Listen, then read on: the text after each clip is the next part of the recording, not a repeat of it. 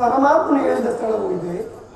ಇಲ್ಲಿ ನನ್ನ ಜನ್ಮರಾಶಿಯನ್ನು ತಿಳಿಯುವುದೆಂತೋ ವಾಸುದೇವ, ಏ ಭಗವಾನ್ ಭಾಸ್ಕರ, ಭಾರ್ಗವ ಸೂರ್ಯದೇವರ, ನೀನು ನನ್ನ ತಂದೆ ಎಂಬುದು ಈಗ ತಾನೇ ವ್ಯಕ್ತವಾಗುತ್ತಿರುವುದು ತಂದೆ. ಇದು ನಮಸ್ಕರಿಸು. ಓಂ ಸೂರ್ಯದೇವಾಯ ನಮಃ, ಓಂ ಸೂರ್ಯದೇವಾಯ ನಮಃ, ಓಂ ಸೂರ್ಯದೇವಾಯ ನಮಃ.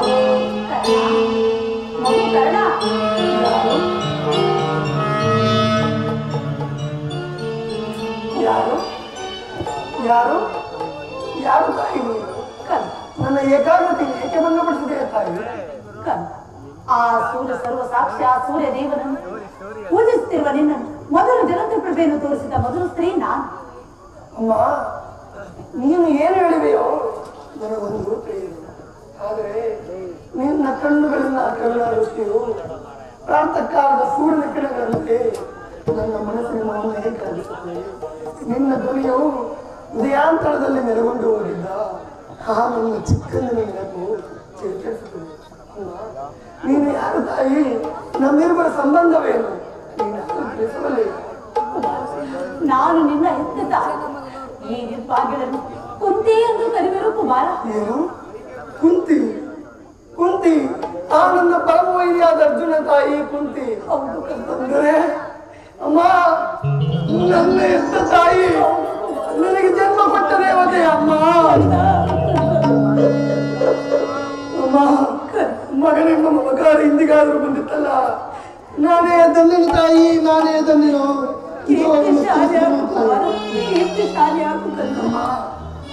ಅದೆಂತ ಕೀರ್ತಿ ಅಮ್ಮ. ಮೊದಲೇ ನಿನ್ನ ಹೃದಯದ ಮಧ್ಯಪೀಠವನ್ನು ಕಳೆದುಕೊಂಡ ನನಗೆ ಅದೆಂತ ಕೀರ್ತಿ ಅಮ್ಮ. ಅಮ್ಮ,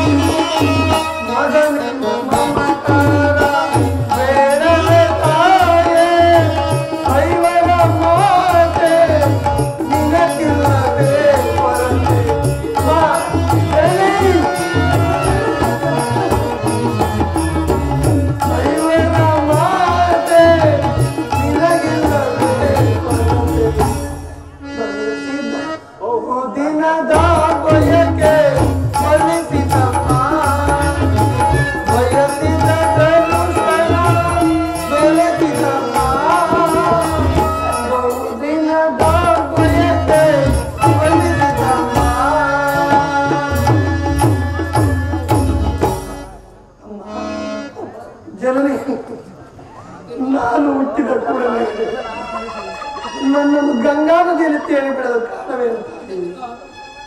ನಾನು ಮಾಡಿದ ಅಪರಾಧವೇನು ತಾಯಿ? ಯಾವ ಅಪರಾಧಕ್ಕೋಸ್ಕರ ನನ್ನನ್ನು ಗಂಗಾ ನದಿಯಲ್ಲಿ ತೇಲಿ ಬಿಟ್ಟೆ? 7 ಜನನೇ ಏನು ನನ್ನನ್ನು ಗಂಗಾ ನದಿಯಲ್ಲಿ ತೇಲಿ ಬಿಟ್ಟಾಗ ಅಲ್ಲಿದ್ದ ಜಲಚರ ಪ್ರಾಣಿಗಳು ಈ ಪಾಪಿ ಕಣ್ಣನ ದೇಹವನ್ನು ಅಣು ಅಣುವಾಗಿ ತಿನ್ನದೆ ಬಿಟ್ಟವಲ್ಲ. ನಾನೆಂತ ನಿರ್ಭಾಗ್ಯನ ತಾಯಿ. ಅಮ್ಮ, ಕಾಡಿನಲ್ಲಿ ಕ್ರೂರ ಮೃಗಗಳು ತಮ್ಮ ತಮ್ಮ ಮರಿಗಳನ್ನು ಎಷ್ಟೊಂದು ಪ್ರೀತಿ ಮಮತೆ ಮಮಕಾರದಿಂದ ಸಾಗಿಸಿದ್ರು. ನೀನು ನನ್ನೊಬ್ಬರನ್ನು ಸಾಕಲಾರದೆ ಅಮ್ಮ, ನನ್ನನ್ನು ಗಂಗಾ ನದಿಯಲ್ಲಿ ತೇಲಿಬಿಟ್ಟಿಲ್ಲ. ನಾನು ಮಾಡಿದ ಅಪರಾಧವೇ ತಾಯಿ. ಯಾವ ಅಪರಾಧಕ್ಕೋಸ್ಕರ ನನ್ನನ್ನು ಗಂಗಾ ನದಿಯಲ್ಲಿ ತೇಲಿಬಿಟ್ಟೆ? ಹೇಳು ಜನನಿ ಹೇಳು. ಅಮ್ಮ, ಈ ಪ್ರಪಂಚದಲ್ಲಿ ಜನರು ಮತ್ತು ಭೀಮಾರ್ಜುನರು ನನ್ನನ್ನು ನೋಡಿದಾಗಲೆಲ್ಲ ಸೂಟ ಈ ನಕಲುವುದೆನ್ನೋ ಈ ಆಳಿಸುತ್ತಿರುವರು. ಅಮ್ಮ, ನೀನು ದೈವಕ್ಕೆ ಸಮನಾದವಳು. ಇದನ್ನೆಲ್ಲ ಒಂದೇ ಒಂದು ಮಾತಿನಲ್ಲಿ ಪರಿಹರಿಸಬಹುದಾಗಿತ್ತಲ್ಲ. ಏಕಮ್ಮ ಸಮಸ್ಯೆ. ಹೇಳು ಜನನಿ ಹೇಳು.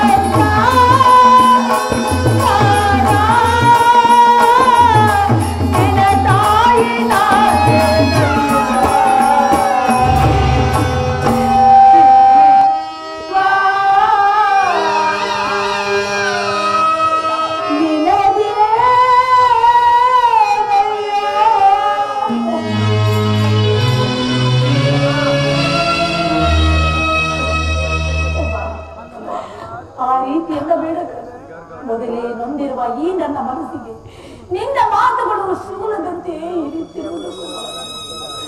ಬಾಲ್ಯದಲ್ಲಿ ನಾನು ಮಾಡಿದ ಅಪರಾಧ ಅದೆಷ್ಟು ನೊಂದೆಯೋ ಅದೆಷ್ಟು ಬೆಂದೆಯೋ ಅದಕ್ಕೆಲ್ಲ ಪಾಪಿಯಾದ ನಾನೇ ಕಾರಣ. ಈ ಪಾಪಿಯನ್ನು ಕ್ಷಮಿಸು ಕುಮಾರ, ಕ್ಷಮಿಸು ಕಂದ, ಕ್ಷಮಿಸಮ್ಮ.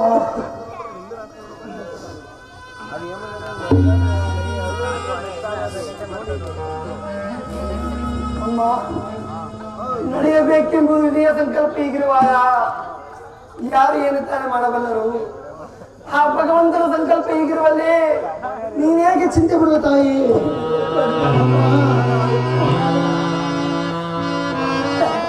ಅಮ್ಮ,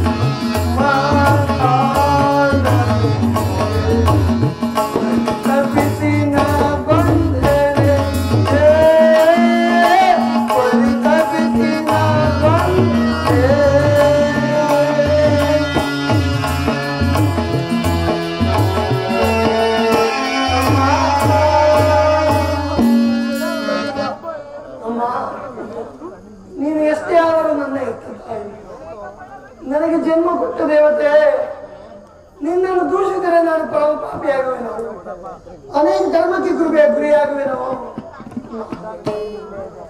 ನಡೆಯಬೇಕೆಂಬುದು ಸಂಕಲ್ಪ ಹೀಗಿರುವಾಗ ಯಾರು ಏನು ತಾನೇ ಮಾಡಬಹುದು ತಾಯಿ? ನನ್ನ ಹಣೆ ಬರಕ್ಕೆ ನೀನೇನು ಮಾಡಬಲ್ಲೆ? ಚಿಂತೆಯನ್ನು ಬಿಡು ತಾಯಿ, ಚಿಂತೆಯನ್ನು ಬಿಡು. ಈಗಲಾದ ನನ್ನೊಡನೆ ಮಾತನ್ನು ಆ ಕೌರವರಲ್ಲಿ ಸೇರಬೇಡ. ಬಾ, ನಿನ್ನ ಸಹೋದರರಲ್ಲಿ ಸೇರಿ ಸಂತೋಷದಿಂದ ಕಾಲವನ್ನು ಕಳೆಯುವ. ಈ ಮಾತನ್ನು ಬಿಟ್ಟು ಬೇರೆ ಏನಾದರೂ ಕೇಳ್ತಾಯಿ?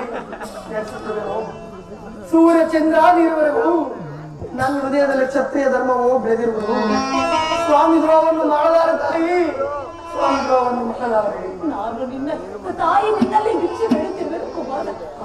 ಸ್ವಲ್ಪ ದಾನವನ್ನು ಮಾಡು ಕುಮಾರ. ಅಮ್ಮ, ಇದುವರೆಗೂ ಆ ಸಹೋದರ ಭಾವನೆಯೇ ಇರಲಿಲ್ಲ. ಅದು ನನ್ನ ತಪ್ಪೆ.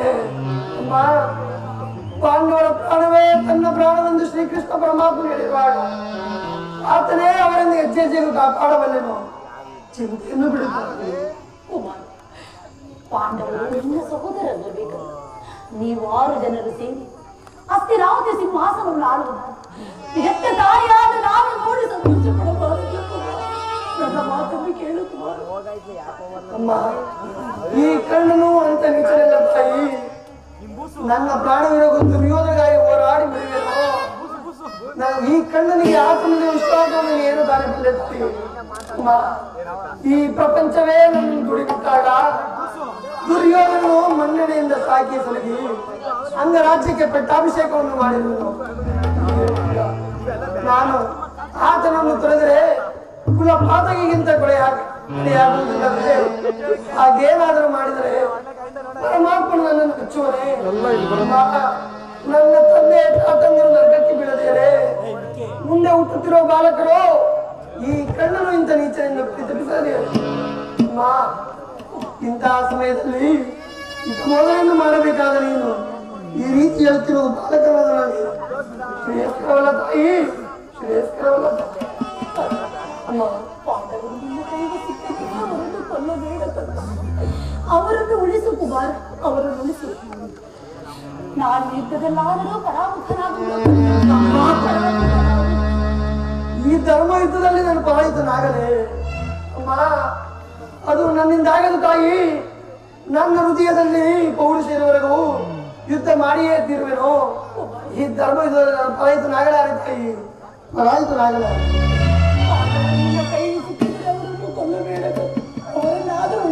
ಅಮ್ಮ, ಈ ಮಾತನ್ನು ಬಿಟ್ಟು ಬೇರೆ ಏನಾದರೂ ಕೇಳು, ನಡೆಸಿಕೊಡುವೆನು. ಅಮ್ಮ, 5 ಜನ ಪಾಂಡವರಲ್ಲಿ ಯಾರನ್ನು ಬೇಕಾದ್ರೂ ಉಳಿಸುವೆನು. ಆದರೆ ಆ ನನ್ನ ಪರಮವಾದ ಅರ್ಜುನನ್ನು ಮಾತ್ರ ಅಮ್ಮ ಉಳಿಸಲಾರೆ ತಾಯಿ, ಉಳಿಸಲಾರೆ. ಆ ಅರ್ಜುನ ಮೇಲೆ ನಿನಗೆ ಇಷ್ಟೊಂದು ದ್ವೇಷ ಬೇಕು? ಅಮ್ಮ, ನಾನು ಅರ್ಜುನನ ಯುದ್ಧ ಮಾಡುವುದನ್ನು ಆನಂದ ಸ್ವಾಮಿ ನೋಡಿ ಆನಂದ ಪಟ್ಟರೆ ಆಗ ನನ್ನ ಜನ್ಮವು ಸಾರ್ಥಕವಾಗುವುದು ತಾಯಿ, ಸಾರ್ಥಕವಾಗುವುದು. ಕೇಳು, ಈ ಪ್ರಪಂಚದಲ್ಲಿ ನಮ್ಮಿಬ್ಬರಲ್ಲಿ ಒಬ್ಬರಿಗೆ ಮಾತ್ರ ಸ್ಥಳವಿರುವುದು. ನನ್ನಿಂದ ಅರ್ಜುನನ ಮಡಿಯಲಿ, ಅರ್ಜುನನ ನಾನೇ ಹೊಡೆಯಲಿ. 8 ಜನ ಮಕ್ಕಳು ಉಳಿದೇ ಹೊಡೆಯುವುದು ತಾಯಿ. ಚಿಂತೆಯನ್ನು ಬಿಡು ತಾಯಿ, ಚಿಂತೆಯನ್ನು ಬಿಡು.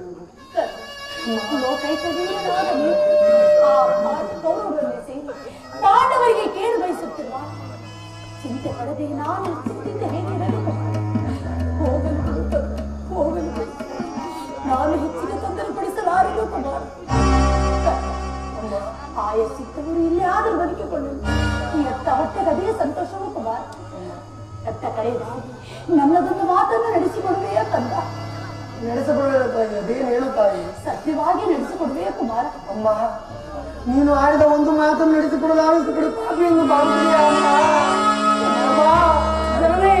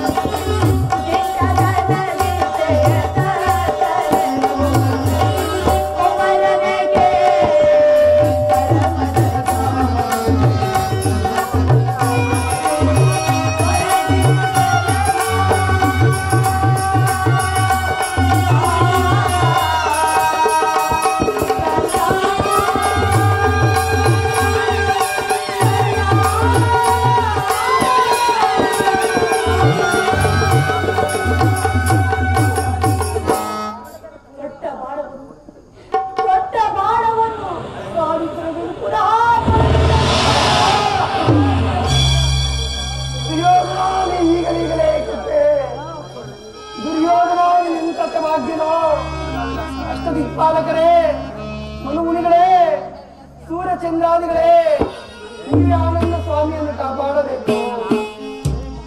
ವಿದುರನೋ ನಿನ್ನ ದುರಾದೃಷ್ಟಕ್ಕೆ ಬಿಲ್ಲನ್ನು ಮುರಿದು ಬಿಸಾಡಿದನೋ, ಇನ್ನನೋ ನನ್ನ ವಜ್ರ ಕವಚವನ್ನು ಅಪಹರಿಸಿದನೋ, ಶ್ರೀಕೃಷ್ಣ ಪರಮಾತ್ಮನು ಬಂದು ನನ್ನ ಜನ್ಮ ವೃತ್ತಾಂತವನ್ನು ಹೇಳಿ ನನ್ನ ಹೃದಯದ ಸ್ಥೈರ್ಯವನ್ನೇ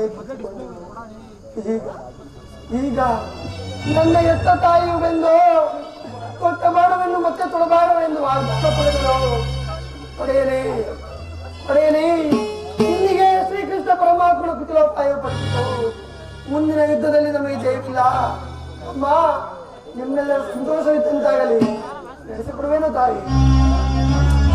ಆದರೆ ಒಂದು ಮಾತು ತಾಯಿ, ಅಮ್ಮ ಸತ್ಯವಾಗಿ ನಡೆಸಿಕೊಡುವೆಯಾ ತಾಯಿ?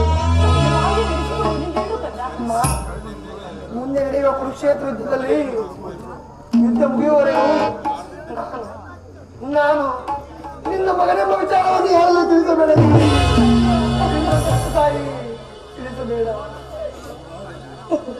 ಹೋಗಿ ಬಾಜಿ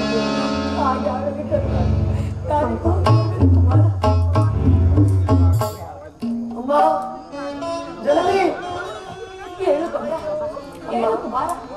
ನನ್ನದೊಂದು ಮಾತನ್ನು ನಡೆಸಿಕೊಡುವೆಯಾ ತಾಯಿ? ಸತ್ಯವಾಗಿ ನಡೆಸಿಕೊಡುವೆಯಾ ತಾಯಿ?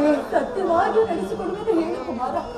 ಅಮ್ಮ, ನಾನು ಹುಟ್ಟಿದ ದಿನದಿಂದಲೂ ನನ್ನ ತಂದೆ ತಾಯಿ ಬಂಧು ವರ್ಗದವರು ಯಾರನ್ನು ತಿಳಿಯದೆ ವ್ಯಥಪಡುತ್ತಿರುವೆನೋ. ಪ್ರಪ್ರಥಮ ದರ್ಶನ ಇಂದಿಗಾಯಿತು ಅಮ್ಮ. ಅಂತಿಮ ದರ್ಶನ ಇಂದಿಗೆಯೋ ಏನು ಅಮ್ಮ?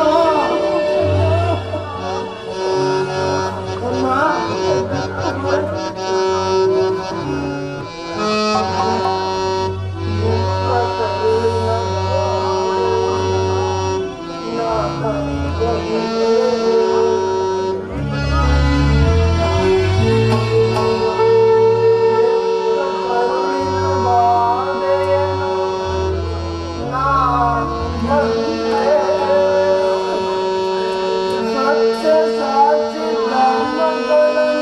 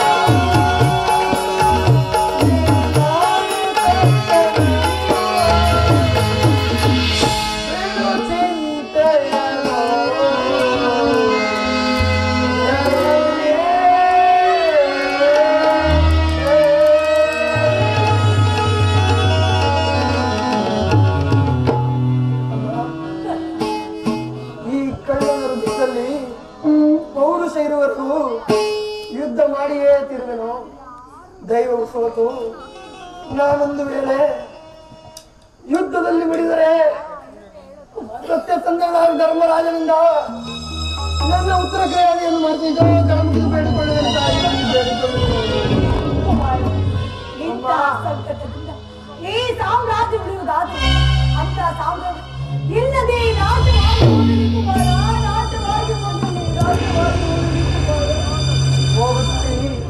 ಹೋಗು. ಕುಲ ದೈವ ಪ್ರಪಂಚವೆಲ್ಲವೂ ಸಂಚು ಮಾಡುತ್ತಿರುವ ಈ ಪ್ರಪಂಚದಲ್ಲಿ ದೈವಾನುಕೂಲ ಇಲ್ಲದವರು ಬದುಕಿದ್ದರು ಅರ್ಥವೇ ಸರಿ. ಹೋಗು ತಾಯಿ.